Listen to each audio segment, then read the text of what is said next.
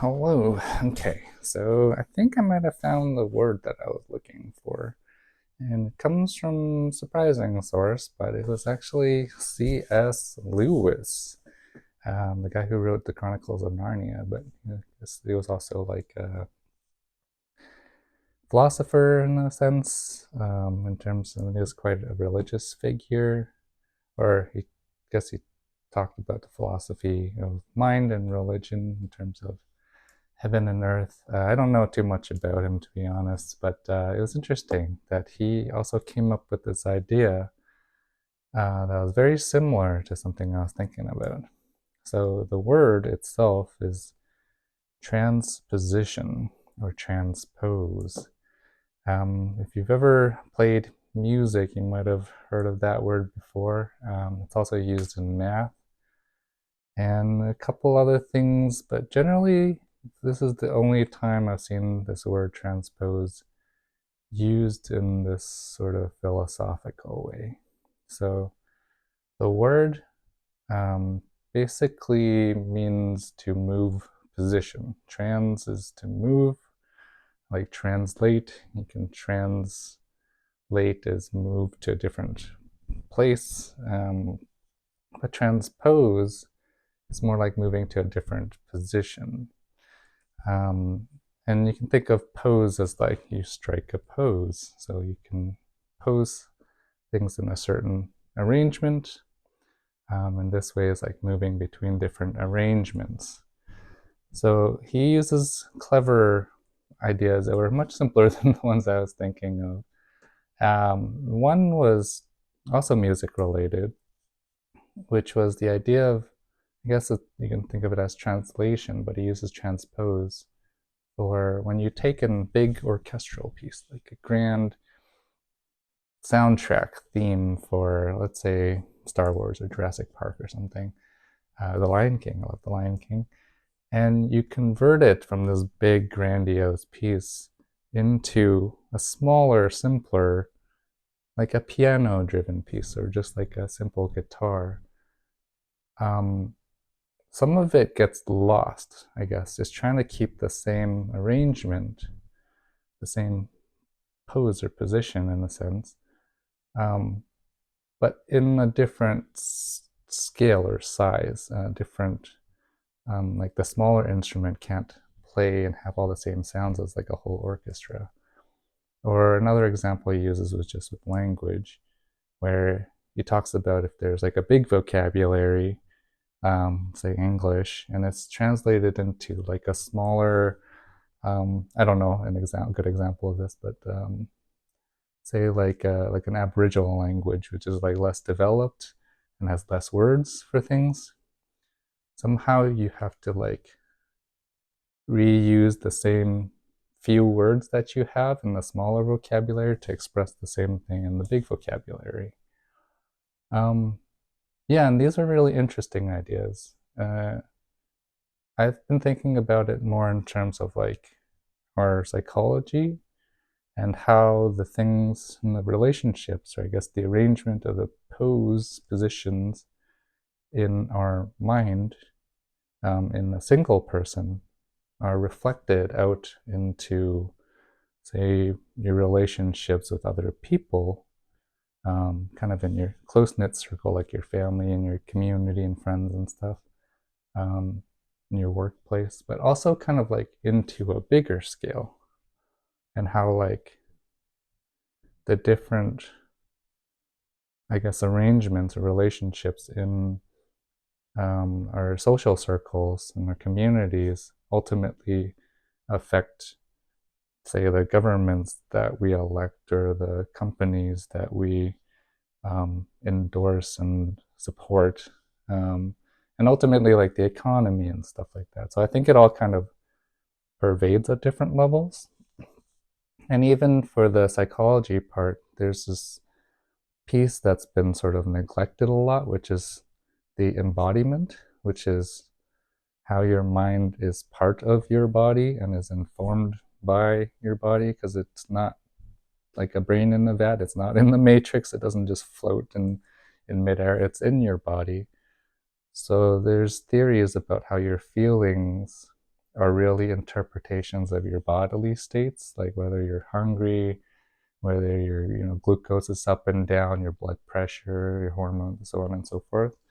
Um, so it kind of like there's these layers, and each one sort of informs each other, and that's sort of the word I've been looking for. So when I stumbled on this little piece of by C.S. Lewis about transposition, I was like, hey, that's actually quite a good word to use.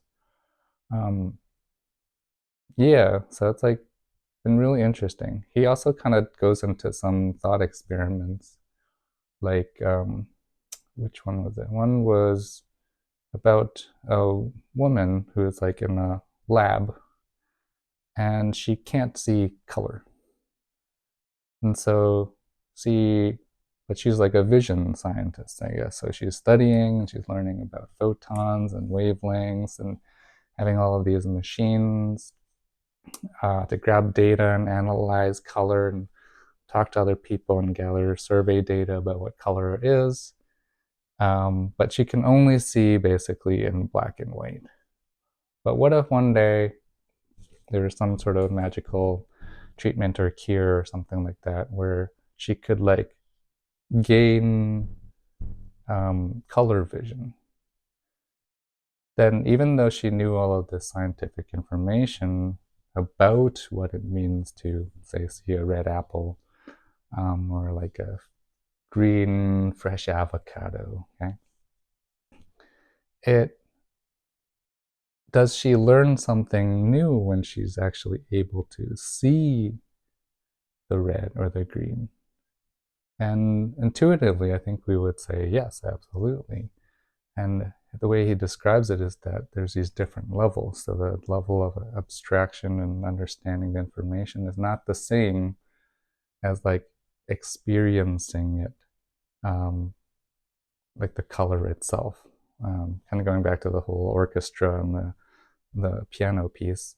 Like the piano piece can carry the same sort of feeling of the original soundtrack, but it's not the same as the original like full orchestra version. It doesn't carry the same weight and the same arrangement, even though the essence and the arrangement is somewhat similar. So I think he thinks the same thing with our mind. And that was like really interesting for me because I've had the same thoughts, and it's interesting that I think he wrote this piece in the 50s. Don't quote me on that.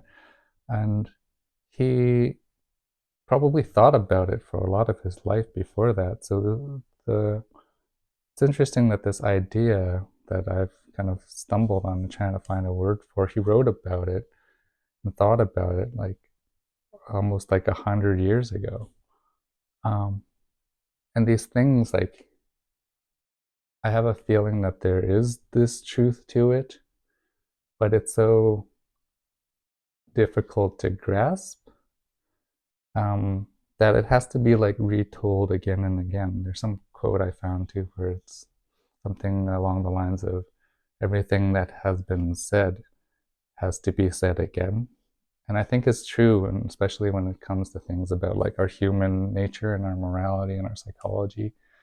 We're like constantly moving the needle forward in terms of understanding. Like we definitely know more about psychology and we care about things like mental health a lot more now that it's actually part of the conversation than 100 years ago or 200 years ago. And people don't even know like that the brain really does anything. And I think this idea has been important for me because I guess it sort of stemmed from the whole Descartes, the dualism, the mind body thing, and how they're separate, but that never felt right. Like we feel like our mind is somehow different. Um, but maybe they're just like transpositions of one another. Um, and I think it's also important because this more recent revelation I've had, once I've sort of gotten more in touch with my feelings and my embodiment and the embodiment, and reconnecting and paying attention to more, not just like pure thoughts, but the thoughts in relation to how I'm actually feeling and what state that I'm in. I started to realize that my feelings ultimately like emanate outside of me and affect how I behave and act in different situations, say with my partner, with my job, my bosses, my friends. I do have this fear, which is probably a universal fear of like being alone and being scared of ending up alone or not being cared for, not being loved, and all probably part of the same thing. But when you feel that way, you don't feel secure, it, I guess using this word, it transposes itself onto your relationships. So now in your relationships, you might have a hard time communicating what you really want because you want something from them or you don't want to. You're trying to gain something from the relationship, you're trying to gain acceptance, or you're avoiding losing it, or you feel rejected when, I don't know, say somebody changes their plans, or even though it's like just circumstance. So this word was very important to me because that affects your relationships, because your feelings are ultimately like the lens that you see everything through. And then that affects your relationships, and that affects the other person or other people's mindsets. And then that sort of spreads. It's like I guess it's like Inception, but it's like a mental virus. Virus isn't a good example because it should be like a meme, I guess. It is basically a meme. But these units of thought and how we treat one another spread, and then that affects our communities, our schools, how we think about housing, economy, jobs. I guess right now it's pretty apt timing because, with all the, I'm in Canada, but in the US, things are really intense. And like, this didn't come from nowhere. These are feelings throughout history and throughout the society that have been sort of boiling for a long time. And that kind of stems, I guess it's in terms of talking about these layers, it's like the way the society is crumbling and how everyone is angry at each other. Everyone's shouting. Now they're escalating it to like shooting and violence. But all of that fear and that chaos at the high level really comes down to the individual. And if you think of like, I don't know, like the left and the right or whatever you want to think of politically, as like just individual people and how they feel about the world and how they've been treated, it says a lot. People are angry because they just are confused about this system that is failing them.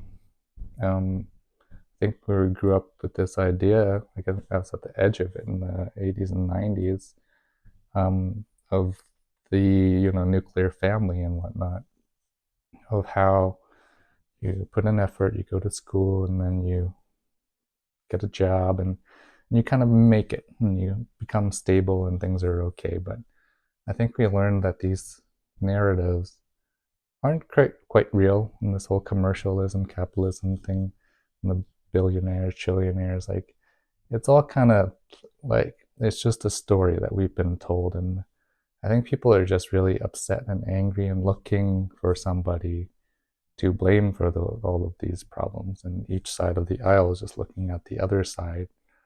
But in terms of this whole transposition thing, just bringing it back, is that it really stems from like our internal feelings and how likely we grew up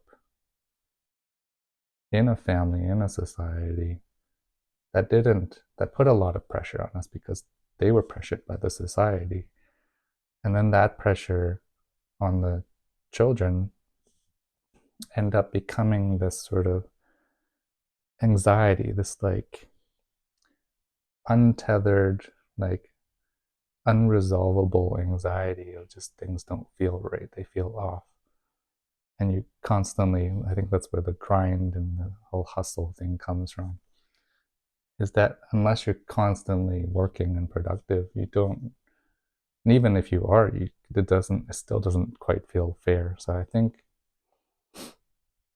ultimately it comes down to us as individuals and how we feel. And that reflects itself, it transposes itself into ultimately the feelings of society itself. And yeah, I guess to wrap things up, it's kind of a big topic, but this chaos in this world, I don't know, changing order or whatever, and this conflicts are just gonna keep going. But they won't ever like resolve themselves until like individual people that make up the society, maybe the systems in place to help support them, actually help us like deal with these feelings. Not everything's going to be fair. Not everything is going to work out how somebody's telling us to, or some vision. It's always changing. But I think we like need to get to this place where we can openly talk about our feelings and understand them without this need to like infect and emanate our moods and our feelings onto others. We need to kind of like, maybe it is kind of like a virus, but like a social one, but we have to like somehow temper that down so that it doesn't spread so quickly and so violently. Because when history repeats itself, it's basically these cycles of just anger and destruction, and then finding a new way, and finding that new way doesn't work, so then people again get angry and destructive. So yeah, I guess that was pretty long-winded, but that's my thoughts on the transposition. I just found out about it yesterday, and I was kind of excited. So yeah, if anyone's watching, if you have any thoughts, let me know.